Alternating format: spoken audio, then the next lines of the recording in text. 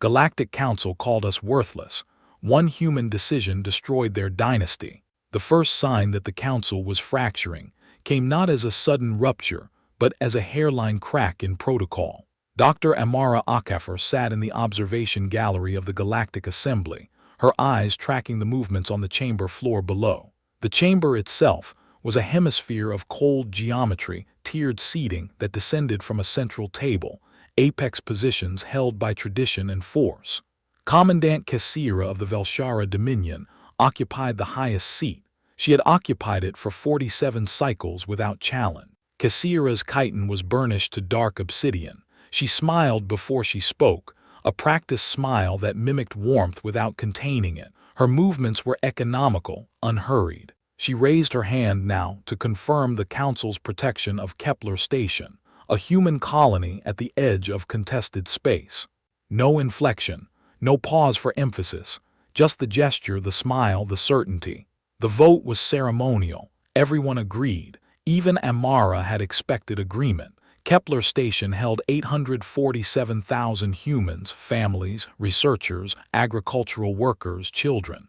It was a small place in the geometry of the galaxy, but it was a protected space, designated by the Council itself, which meant something. Amara watched Kesira's smile widen. 7 hours later, Kepler Station's communications array went dark. The preliminary casualty report came to Amara as she sat in the observation gallery, a document transmitted to her access port. She opened it the way she opened every report, without inflection, without pause. She read the names where the data allowed, the registry numbers where it didn't. The count reached 847,000 and then stopped updating. She printed the list, physical paper, substantive, heavy with names. It took 6 minutes to print. She watched the pages accumulate in the tray. Dr. Sarah Chen, age 47, agricultural consultant. Thomas Chen, age 14. Isaac Adami, age 31, maintenance engineer.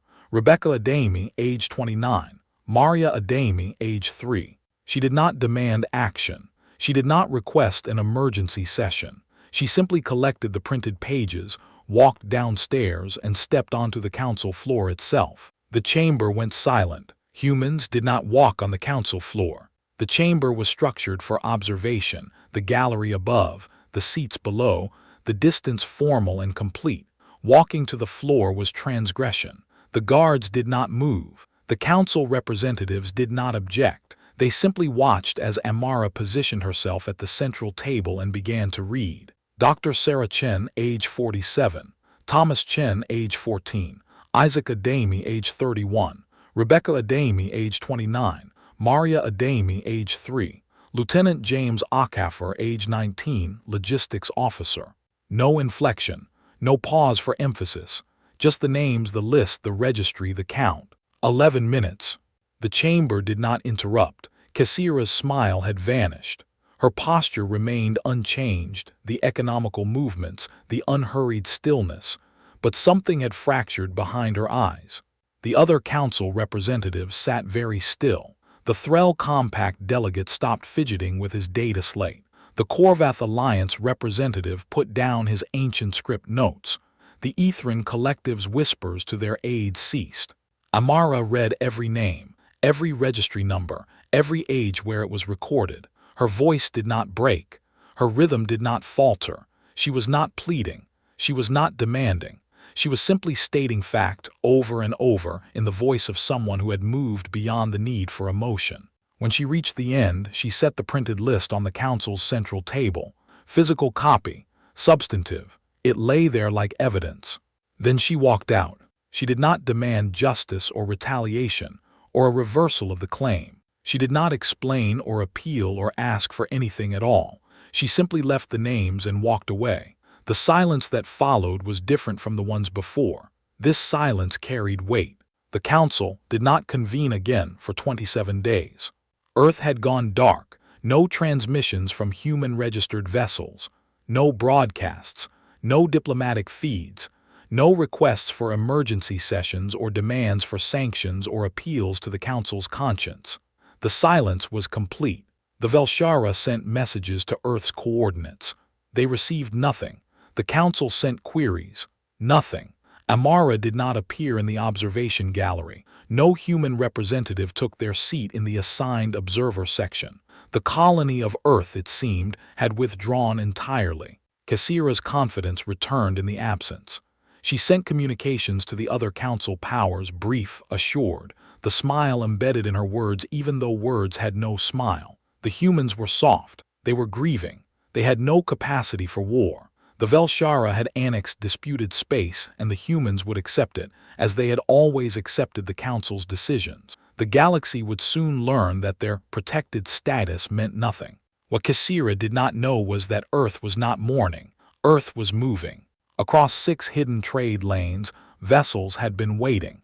They had been waiting for 12 years, built in shipyards disguised as research stations, crewed by personnel operating under dark protocol orders transmitted in a language that existed only in encrypted channels prepared over a decade ago. 14,000 ships, dreadnoughts, carrier groups, fighter wings, support craft, hidden, patient, waiting for the moment when the Council's arrogance became visible enough to strike. The order arrived in the silence: mobilize.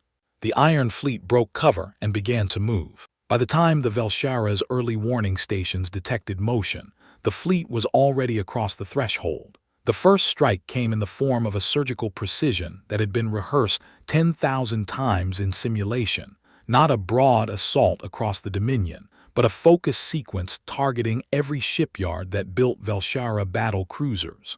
Shipyard 7 went dark, the largest construction facility in the sector. Then shipyards 2, 4, 11, and 3 followed in sequence, all in minutes. The Vel'Shara's ability to wage war, to build, to project, to threaten, was erased from the infrastructure level. Then came the battle groups. The forward fleet at Thel Prime, stationed for rapid response, received targeting locks from ships they had not known existed.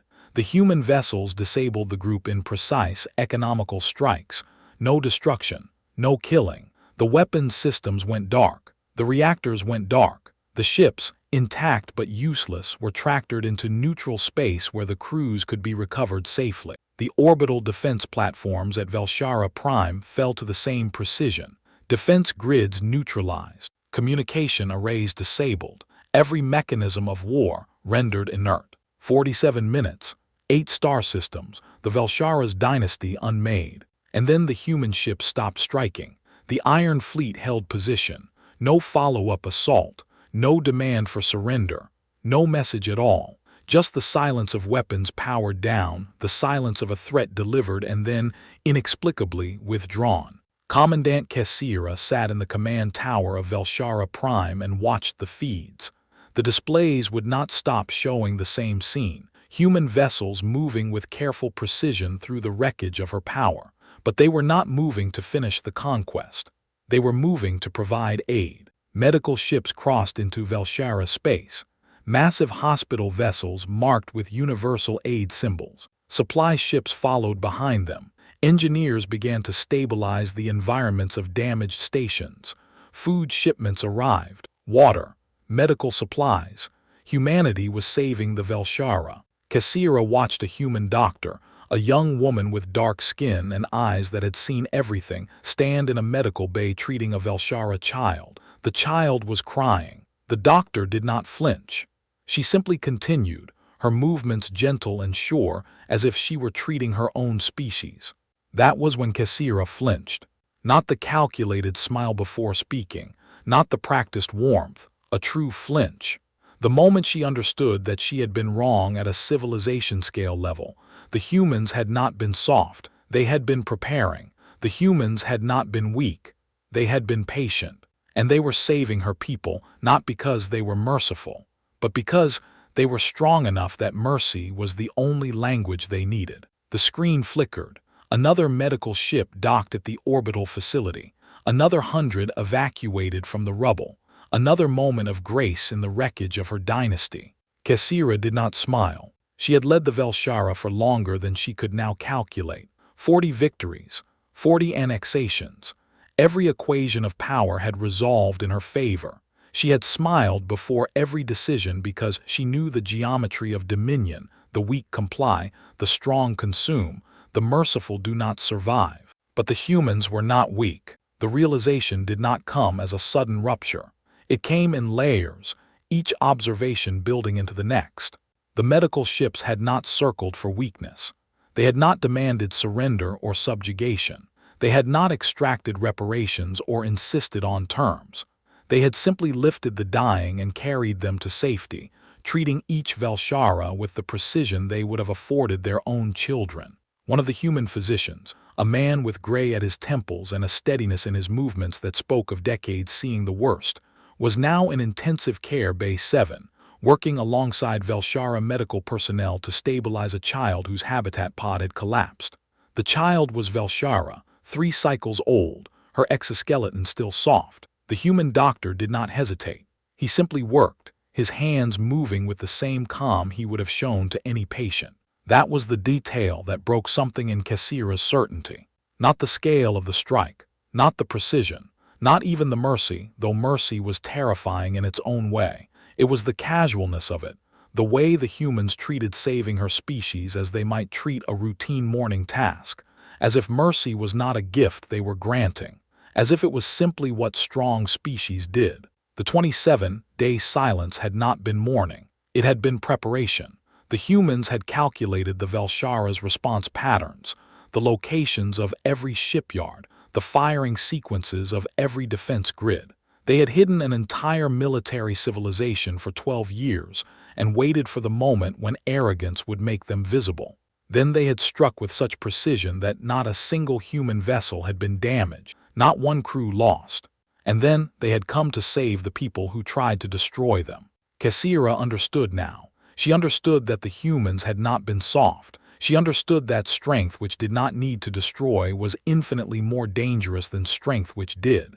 She understood that she had miscalculated at the most fundamental level, not the tactics, but the nature of power itself. The Vel'Shara military was gone. The shipyards were ash. The defense grids were offline and would remain offline for cycles. But the humans were not annexing the territory. They were not claiming conquest. They were simply ensuring that the Vel'Shara could no longer wage war, and then offering aid until the threat had fully passed. It was, Kesira realized, the most complete domination she had ever witnessed. The chamber would reconvene in 8 days. The Vel'Shara representative seat would sit empty. There was no question of that now. She could not return to the council floor. She could not look at Amara Okafor's face and pretend that the equation still balanced.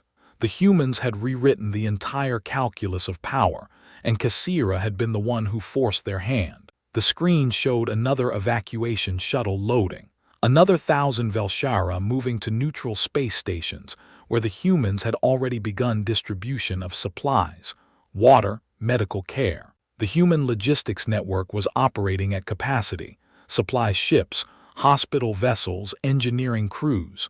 Weeks of preparation. Years, probably. The entire operation had the mark of something long planned and perfectly executed. Amara Okafor had walked out of the council chamber with a list of names. She had not demanded anything. She had not appealed. She had not even spoken after the reading ended.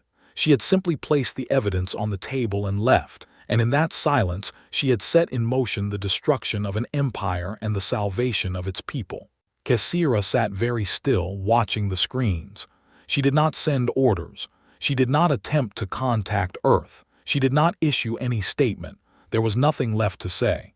The silence that the humans had used as a weapon had now become her own. The council chamber reconvened 8 days later. The Vel'Shara representative seat sat empty. No announcement preceded it. No explanation. The seat simply waited for an occupant who would not return. Amara Okafor entered the observation gallery at the appointed time. She moved with the same precision she always had. No hurry, no ceremony, no acknowledgement of the empty seat. She carried a bound document. The chamber fell silent as she descended to the council floor. The other representatives had changed in the past weeks. The Threll Compact delegate no longer fidgeted with his data slate. His hands rested flat on the table still. The Korvath Alliance representative had closed her ancient script notes. The Ethrin Collective had stopped whispering to their aides. Every power in the council had watched the 47-minute disarmament, Every power understood what it meant. Amara positioned herself at the central table. She opened the bound document. Her voice, when she began to speak, carried no inflection, the same voice that had read 847,000 names. Charter of Protected Spaces, one law, simple. She read the document aloud. The text was precise, unmerciful in its clarity. Any species that perpetrated genocide against a designated protected space forfeited its military capability. No negotiation, no appeal, no exception. The law would be inscribed in the permanent record and binding on every council power without revision. The vote came without debate, unanimous. Even the Vel'Shara's allies, the minor powers that had benefited from Dominion protection, the trade blocs that had profited from Vel'Shara expansion, voted yes. They understood. They all understood. Strength that spares is more terrible than strength that destroys. And humanity had just proven it could do both. Amara set the printed list on the council table once more. But this time, it was not an indictment. This time, it was being filed into the permanent record, bound into the charter itself. The 847,000 names becoming law, becoming memorial, becoming the statute that would prevent this from ever happening again. She read the names one final time. Not all of them, there was not time, and the reading had already been done. But she read the first and the last. Dr. Sarah Chen, age 47. James Okafor, age 19. Then she read the legal binding. These individuals and all whose names appear in the complete registry are hereby memorialized in galactic law. Every species in this council will know their names, and this law will ensure that no council, no power, ever asks another species to accept protection it cannot defend. The silence that followed was different from the first one. This silence meant understood. Amara did not wait for applause or acknowledgement. She filed the list and walked out. But as she reached the edge of the council floor, a sound came from the gallery behind her, not noise but a shift in the air, a movement. The Ethrin Collective representative had stood, then the Korvath Alliance, then the Threll Compact. One by one, every council power rose to their feet in silence. It was not a gesture Amara had expected. It was not a gesture any of them had planned, but it was what the moment demanded. The empty Vel'Shara seat remained empty, and the 847,000 names were now written into law. The gallery erupted into motion the moment Amara left the chamber. Not applause, the standing silence had been applause enough, but the representatives began moving, turning toward one another, speaking in the low voices of power recalculating itself. The Threll Compact delegate was already transmitting orders to his fleet. The Korvath Alliance representative had opened her ancient script notes again, but now she was writing new entries, not recording old ones. The Ethrin Collective's whispers had returned, but they were different, urgent, conferential, stripped of their control mechanism. The law was written, the vote was unanimous, the transformation was complete. But what came after transformation was the hard part: logistics, implementation, the slow work of ensuring that a law written in triumph did not erode into ritual. Amara did not watch the motion in the gallery. She had walked out of the chamber and did not return to the observation section. Instead, she went to the communications center, a neutral space, not affiliated with any council power, where humans maintained a permanent station. The coordinator, a woman named Lynn who had been tracking the rescue operations for 18 days straight without sleeping more than 4 hours at a time, looked up as Amara entered. "The charter passed," Amara said, "not a question." "Unanimous," Lynn confirmed. "Your reading of the binding was broadcast across all aligned frequencies. Every species received the names.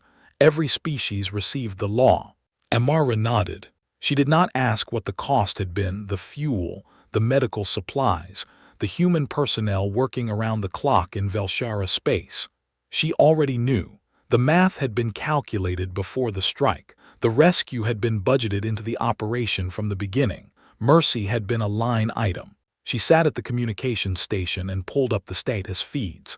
The rescue operations were ongoing. 47,000 Vel'Shara evacuated to neutral stations. Another 100,000 in processing. The medical ships were running at capacity but not beyond it. The supply network was holding. The human logistics network, built over 12 years in secret, was now operating in full view of the galaxy, and no one was challenging it. One feed caught her eye. An image from one of the medical ships, the Okafor, named after the previous generation of Earth's diplomacy team. In the image, a human nurse was holding a Vel'Shara infant. The infant's exoskeleton was still pale from trauma, not yet darkened by the cycles that would harden it. The nurse was simply standing, letting the child rest against her chest, offering warmth and the steady heartbeat of a living thing. Amara stared at the image for a long time. She did not show it to Lynn. She did not comment. She simply looked, and in that looking, something in her face changed, not a visible shift, but a settling, as if a calculation that had taken years to complete had finally resolved. The infant would live. The species that tried to destroy her people would survive. And in the law that was now being transmitted across every council frequency, the 847,000 names would outlast empires. The quiet work of mercy was underway. 3 weeks later, Amara received a message. It came through a civilian channel, encrypted with a key that should not have existed. The sender's signature was flagged as coming from a private station orbiting Vel'Shara Prime, the command tower where Kepler had watched the disarmament unfold. Amara opened the message. It contained only text, no media, no image, no technical data. The words were precise.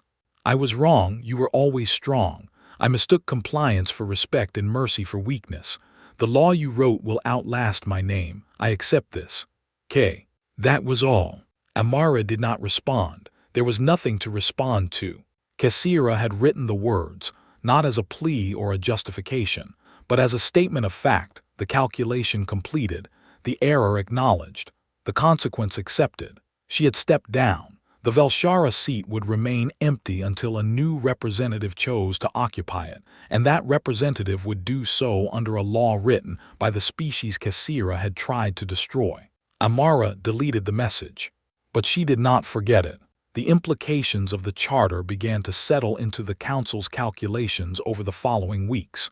Every power understood what had happened. Humanity had possessed the military capability to erase the Vel'Shara, and they had chosen not to. They had possessed the capacity to demand tribute, reparations, a permanent weakening of a rival, and instead they had offered aid. That choice, that capacity to choose mercy, rewrote every equation of power in the Galactic Council. The minor powers began to recalculate their alliances. The trade blocs that had profited from Vel'Shara expansion began to diversify. The Threll Compact, the Korvath Alliance, the Ethrin Collective, all of them understood that they were now living under a law written by humanity, and that law had a single purpose: to prevent the strong from destroying the weak without consequence. It was not a gentle law. It was not merciful in the way mercy was often understood. It was merciful in the way only power could afford to be: absolute, certain, and inexorable. Amara watched the council recalibrate from the observation gallery. She did not attend sessions regularly anymore. Her work was done. The list had been read. The law had been filed. The transformation was complete. But she came on the day when the council formally accepted the Charter of Protected Spaces into permanent amendment to the Galactic Assembly Covenant. The vote was called. Every power voted yes. The motion passed with no dissent, no abstentions, no qualification. The Vel'Shara seat remained empty. And in the archives, the printed list, the 847,000 names, was now bound into the statute itself, becoming not a memorial but a law, a statement, a promise that no species would ever be asked to accept protection it could not defend, a promise written in the names of the dead and sealed by the mercy of the strong. Amara sat in the observation gallery and did not move. She did not need to. The law was written. The names would outlast. Everything else was denouement. The archives were built into the foundation of the Galactic Assembly, beneath the chamber itself. Amara had been there only once before, during her first orientation 12 years ago. The corridors were quiet, temperature-controlled, low-lit, designed for preservation rather than display. The walls held centuries of council records, treaties, judgments, the documented decisions of power. She carried the original printed list, the physical copy she had read on the council floor, the one that had sat on the central table twice. It was heavier than it should have been, weighted down by 847,000 names and the gravity of what they had become. The archive custodian met her in the vault, an Ethran, old in her species measure, with the deliberate movements of someone who had spent a lifetime handling irreplaceable things. She did not ask questions. She had already been informed of the charter's passage. The custodian simply took the list and positioned it for binding. The process was ceremonial but precise. The edges of the printed pages were reinforced with a binding material that would outlast paper, would survive the decay of physical storage.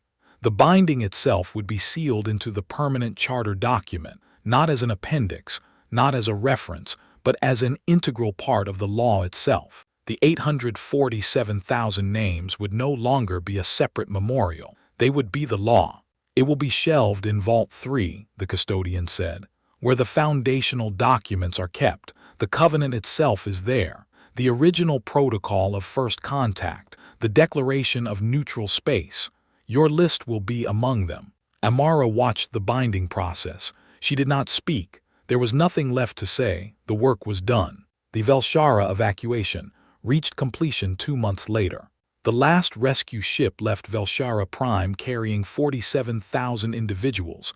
Not all of them. Millions of Vel'Shara remained on their homeworlds and colonies, in the territories that had not been targeted by the strike. The disarmament had been surgical, not genocidal.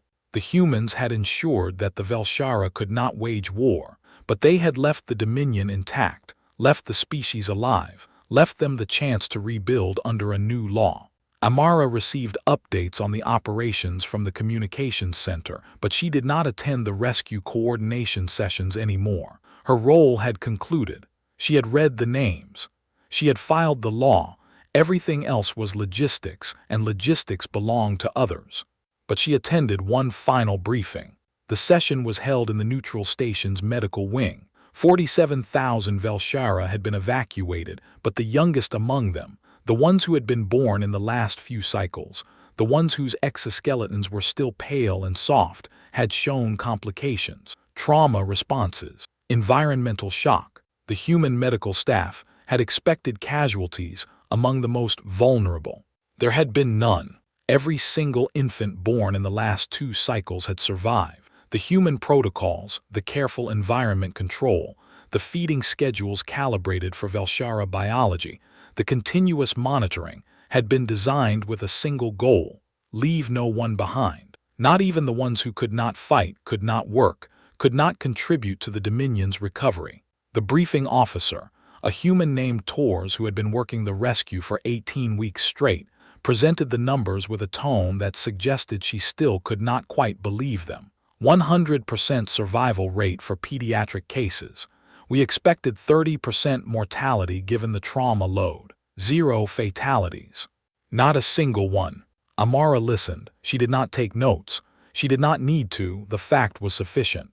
Tors continued, her voice steady. The youngest, the ones we can be sure of, were born in the shelter zones before the strike. They have no memory of the Dominion the way it was. They're going to grow up knowing that when the strong species came, they brought medicine instead of weapons. That's going to change something in their collective understanding of what strength means.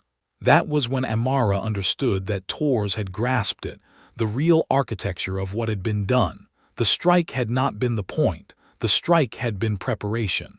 The real victory was this: a species that would grow up knowing that mercy was not weakness, that strength could afford compassion, that the powerful could choose not to dominate. The law was written in courtrooms, but the law was also written in the survival of 847,000 names. It was written in every Vel'Shara child who lived because humans had decided to save them. 6 months after the charter's passage, Amara returned to the council chamber for the first time since the standing ovation. She did not sit in the observation gallery. She stood at the central table where she had stood before to read the names. The chamber was in session, routine motions, trade agreements, the ordinary business of a council that had been recalibrated by a single law. The Vel'Shara seat was still empty. but a new representative had been assigned, not Kesira, but a younger Vel'Shara official named Seath, who had accepted the position knowing the terms. The law was binding. The Vel'Shara Dominion was disarmed. The military infrastructure would remain offline for a period specified in the Charter until the Council, by unanimous vote, determined otherwise. Seath had arrived to the session 3 weeks prior and had not spoken once. She sat in the seat that had been the highest position in the chamber before the strike. Now it was one among equals. Amara carried a document. It was not the printed list this time. It was a formal amendment to the Charter, a single page, formally presented by the human delegation. The amendment added a specification. Any power that violated a protected space designation would, upon certification of genocide, have its military capability returned only when 3 conditions were met. 1. The violation was reversed. 2. Restitution was made to the affected population. 3. The species that had committed the violation voted to accept its own disarmament as binding law. In other words, the victim species must forgive, and the aggressor species must consent to permanent weakness. Amara read the amendment aloud in the same tone she had used to read the 847,000 names. Plain, uninfected, simple. The vote was called, unanimous again. Seath raised her hand, yes. She voted for a law that bound her own species to permanent military disadvantage. She voted for a law written in the names of those her predecessor had tried to destroy. And in that moment, Amara understood that the transformation was complete. It was not just in the courtroom anymore. It was in the behavior of the species themselves. The Vel'Shara had accepted the law not because they were forced, but because they understood it, because seeing mercy had rewired something in their collective comprehension of what power meant. The silence that followed the vote was the silence of a galaxy, understanding that the rules had changed. The archive vault held the printed list in perpetuity, but copies had been distributed to every species in the Council. Digital copies, printed copies, copies in formats specific to each species' storage preference. The 847,000 names had become public record, not classified, not restricted, not ceremonial, open, available, part of the permanent testament of the Galactic law. Amara did not know if any of the Vel'Shara who survived had read the names of those they had lost. She did not know if the other species had studied the list, memorialized the dead, used the names as a reminder of what mercy required. The law was in place. The names were safe. Everything else was the work of time. She left the council chamber in the same way she had always left it, without ceremony, without acknowledgement, without waiting for applause. She had done what needed to be done. The law would outlast her. The names would outlast her. The memory was now written in the structure of power itself. As she walked through the chamber's outer corridor, she passed the Vel'Shara representative. Seath was standing alone, looking at the central table where the charter had been signed. Her exoskeleton was still dark with age, but her posture was different from Kesira's. Not the economical movements of calculated certainty. Something simpler. Something that looked like acceptance. Amara did not speak. Seath did not acknowledge her.